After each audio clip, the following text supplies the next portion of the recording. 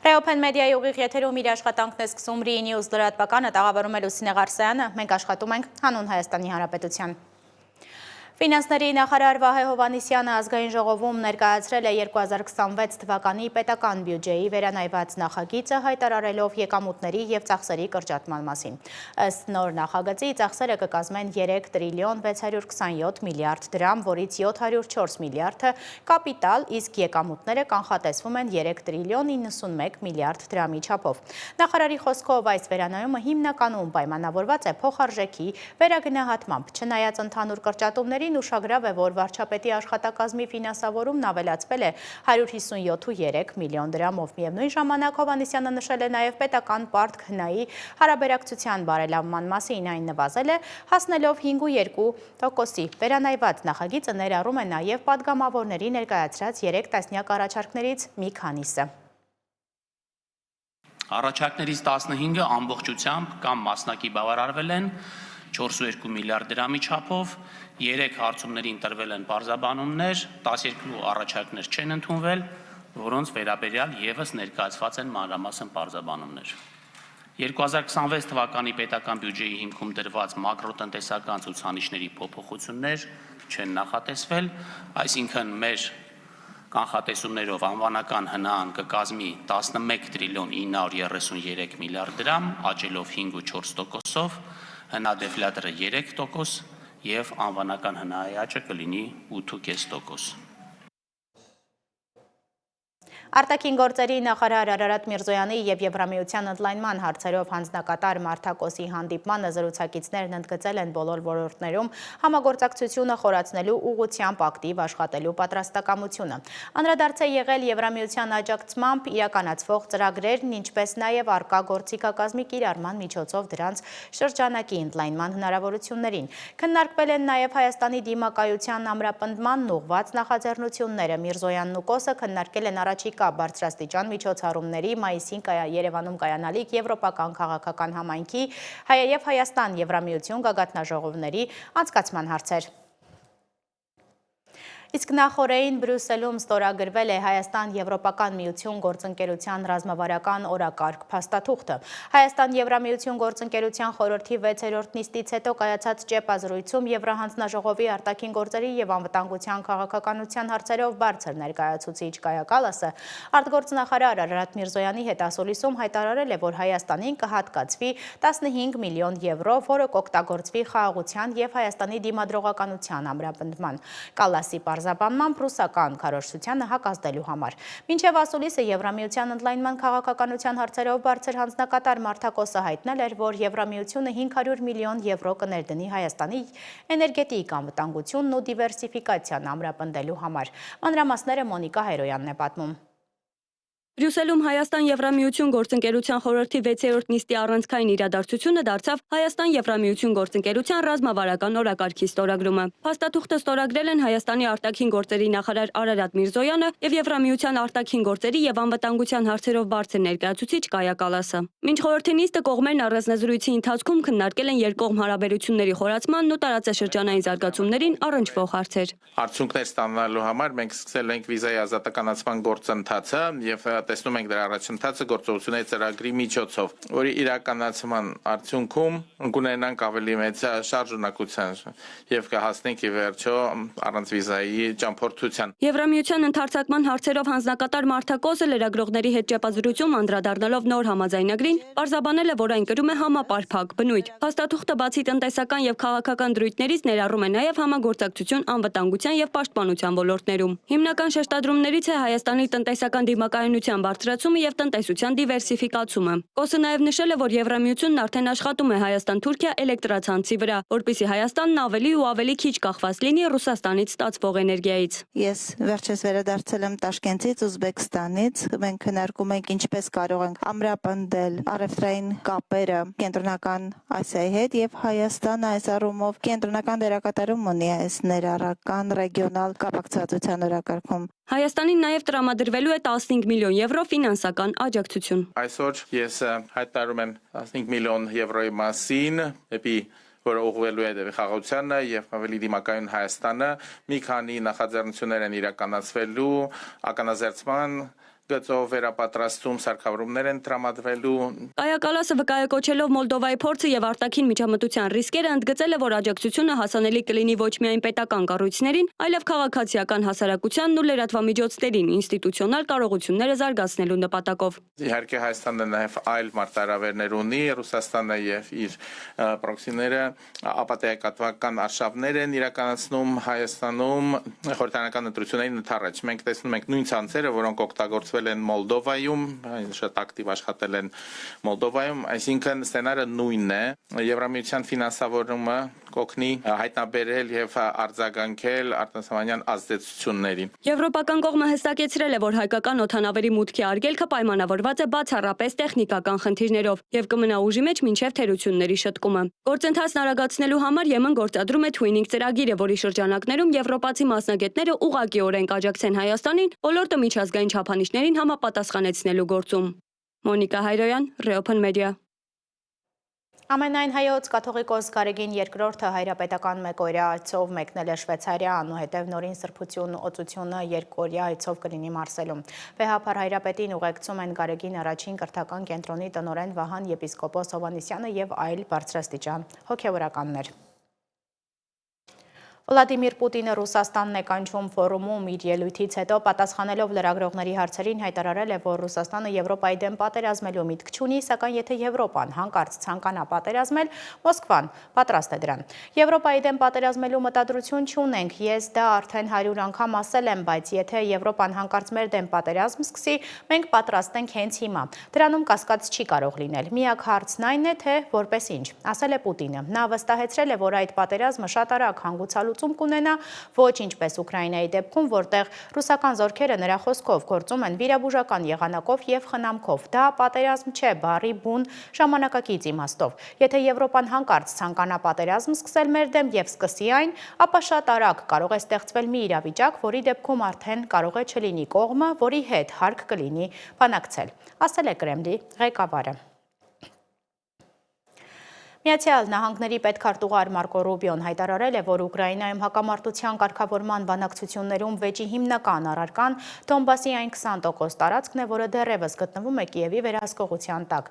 Այն, ինչի շուրջ նրանք հենց հիմա բառացիորեն վիճում են, մոտ 30-ից 50 կիլոմետր տարածություն է, որը վերահսկում է Ուկրաինան, ասել է պետքարտուղարը։ Ռուսաստանի նախագահի օգնական Յուրի Ուշակովն էլ մեկնաբանել է Թրամփի բանագնացների Կրեմլում բանակցությունների արդյունքները։ Ըստ նրա, Պուտինի հանդիպումը ամերիկացիների հետ շատ օգտակար, կառուցողական եւ տեղեկատվական էր եւ տևել է 5 ժամ։ Ուշակովի խոսքով Ռուսաստանի նախագահը համաձայնել է որոշ կետերի հետ, նաեւ դեմ է արտահայտվել Միացյալ Նահանգների մի շարք այլ առաջարկներին։ Այնուամենայնիվ դեռևս փոխզիջում ձեռք չի բերվել հիմնական հարցերի շուրջ։ Քննարկումը կենտրոնացել է հատկապես տարածքային հարցերի վրա, առանց որոնց Ռուսաստանը չի տեսնում ճգնաժամի լուծում։ Միջազգային անցուդարձին հետևում է Դավիթ Գենջոյանը։ So pleased to see you. Կրեմլում Վլադիմիր Պուտինը հանդիպել է Միացյալ Նահանգների նախագահ Դոնալդ Թրամփի բանագնացներ Սթիվ Ուիթքոֆի եւ Ջարեդ Քուշների հետ, քննարկելու ուկրաինական հակամարտության կարգավորման ուղիները, սակայն կողմերը դեռևս փոխզիջման չեն հասել տարածքային վեճերի շուրջ։ Թրամփը ստեղծված իրավիճակը խառնաշփոթ է որակել։ Ուկրաինայի նախագահ Զելենսկին զգուշավոր լավատեսություն է հայտնել բանակցությունների տեմպի եւ գործընթացում Միացյալ Նահանգների շահագրգռվածության վերաբերյալ։ Զուգահեռաբար ռազմադաշտում Ռուսաստանի պաշտպանության նախարարությունը հայտնել է Զապարոժիայի շրջանում երկու բնակավայրի գրավման մասին, իսկ ուկրաինական կողմը պնդում է, որ առաջխաղացում ունի Կուպյանսկի ուղղությամբ։ Կարիբյան ավազանում Միացյալ Նահանգների ռազմական ակտիվության աճի, Պուերտո Ռիկոյում ռազմանավերի տեղակայման եւ Պանամայում համատեղ զորավարժությունների ֆոնին նախագահ Թրամփը խստացնում է ճնշումը Վենեսուելայի նախագահ Նիկոլաս Մադուրոյի նկատմամբ։ Չնայած Վենեսուելայի օդային տարածքը ամբողջությամբ փակելու Թրամփի հայտարարությանը եւ մի շարք ավիաընկերությունների կողմից թռիչքների դադարեցմանը, Կարակասի օդանավակայանը շարունակում է գործել, իսկ Կոլումբիայի նախագահ Գուստավո Պետրոն վիճարկել է Միացյալ Նահանգների նման արգելքների սահմանելու իրավասությունը։ Իրավիճակի սրմանը զուգահեռ Ռոմի Պապ Լևոն 14-րդը կոչ է արել ԱՄՆ վարչակազմին զերծ մնալ իշխանափոխության նպատակով ռազմական ուժի կիրառումից, նախապատվությունը տալով երկխոսությանը եւ տնտեսական լծակներին։ Պակիստանի նախկին վարչապետ Իմրան Խանի քույրը Ուզմա Խանումը հայտնել է, որ եղբայրը ֆիզիկապես առողջ է, սակայն գտնվում է խիստ մեկուսացման մեջ եւ ենթարկվում հոգեբանական ճնշումների։ Ադիալա Բանտոն Պավող 73-ամյա քաղաքական գործիչը, որը կոռուպցիոն մեղադրանքներով ազատազրկված է 2023 թվականից, շաբաթներ շարունակ զրկված է եղել արտաքին աշխարհի հետ շփումից, ինչը նրա ընտանիքի եւ կողմնակիցների շրջանում շատ լուրջ մտահոգություններ էր առաջացրել։ Չնայած իշխանությունները հերքում են վատ վերաբերմունքի մասին պնդումները, Պակիստանի մարդու իրավունքների հանձնաժողովը անհանգստություն է հայտնել սահմանափակվող պայմանների կապակցությամբ, կոչ անելով ապահովել կանոնավոր տեսակցություններ եւ իրավական պաշտպանություն։ Ֆրանսիայի նախագահ Էմանուել Մակրոնը այսօր պետական այցով կմեկնի Չինաստան, նպատակ ունենալով հավասարակշռել տնտեսական համագործակցությունն ու անվտանգային մարտահրավերները Պեկինի եւ Մոսկվայի մերձացման, ինչպես նաեւ առևտրային լարվածության ֆոնին։ Այցի ընթացքում Մակրոնը կհանդիպի Սին Ցինփինի հետ քննարկելու առևտրային դիսբալանսի շտկման եւ ուկրաինական ճգնաժամի հարցերը, թե վերլուծաբանները թերահավատ են Ռուսաստանի վրա ազդելու հնարավորության հարցում։ Եվրոպացի պաշտոնյաները այդուհանդերձ այս ուղևորությունը դիտարկում են որպես կրիտիկական քայլ։ Չինաստան-Եվրամիություն հարաբերությունների նոր լիցք հաղորդելու եւ գլոբալ բարդ աշխարհաքաղաքական պայմաններում երկխոսությունը պահպանելու համար։ Դիտվահ ցիկլոնը, որը վերջին տասնամյակի ամենաուժեղ ջրհեղեղն է առաջացրել Շրի Լանկայում, խլել է առնվազն 410 մարդու կյանք, աղետի գոտում թողնելով ավելի քան 1.4 միլիոն բնակչի։ Ուժգին հողմերը եւ տեղատարապ անձրևները զանգվածային սողանքների եւ ավերածությունների պատճառ են դարձել, մեկուսացնելով համայնքներ եւ կաթվածար անելով կենսական նշանակության ենթակառուցվածքները։ Փրկարարական ջոկատները շարունակում են հարյուրավոր անհետ կորածների որոնողական աշխատանքները։ ՅՈՒՆԻՍԵՖ-ը ահազանգում է հումանիտար ճգնաժամի մասին, որը տարածվել է նաեւ հարավային եւ հարավ-արևելյան Ասիայի այլ երկրներում։ Դավիթ Գենջոյան, Riopan Media։ Թուրքիայում բարեկամ եւ թշնամի երկրների ընկալումը տատանվում է կախված կառավարության քաղաքականությունից եւ պետական շահերից։ Եվրոպալ ստատիստիկի անցկացված ուսումնասիրությունը ցույց է տվել, թե թուրքական հասարակությունը, որ երկրներին է համարում բարեկամներ։ Յենի Անկարան գրում է, որ թուրքերն ամենաբայրած կամը եղել են Ադրբեջանի նկատմամբ, հարցվածների 94.2%-ը այն համարել է բարեկամ երկիր։ Հայաստանը զբաղեցնում է ցանկի հակառակ ծայրը, ընդամենը 3.3%-ով։ Բարեկամ համարվող 5 երկրների շարքում են նաեւ Հարավային Կորեան, Ճապոնիան, Իտալիան եւ Ռուսաստանը։ Ոչ բարեկամ երկրների ցանկում Հայաստանին հաջորդում են Իսրայելը, Ֆրանսիան, Մեծ Բրիտանիան եւ Միացյալ Նահանգները։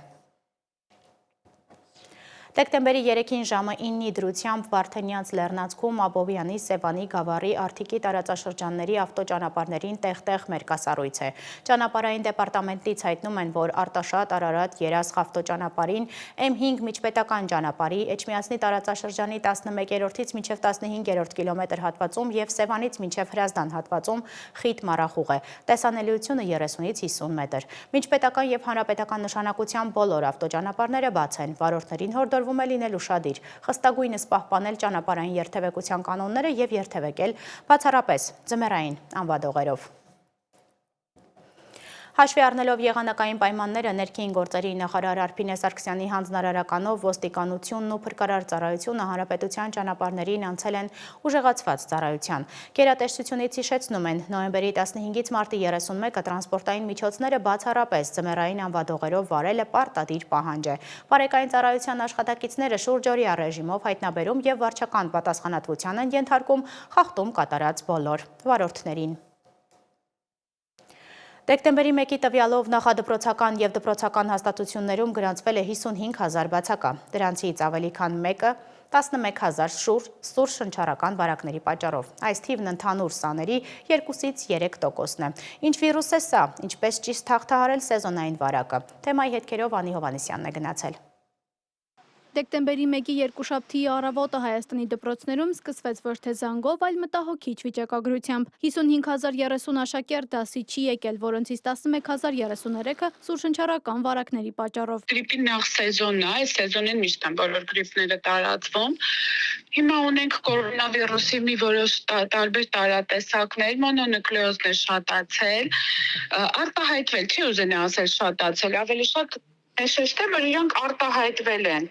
Հաշիրիկ են երկուսը, հաշմեք են մեկն է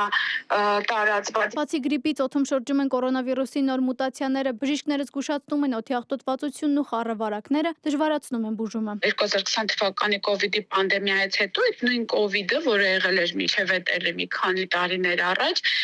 հիմա մենք նորից ունենք, ինքը մուտացիա է ենթարկել, մի քիչ ավելի քիչ է դեսատուրացնում հիվանդներին, այսինքն մենք այս պահին կոնկրետ կովիդի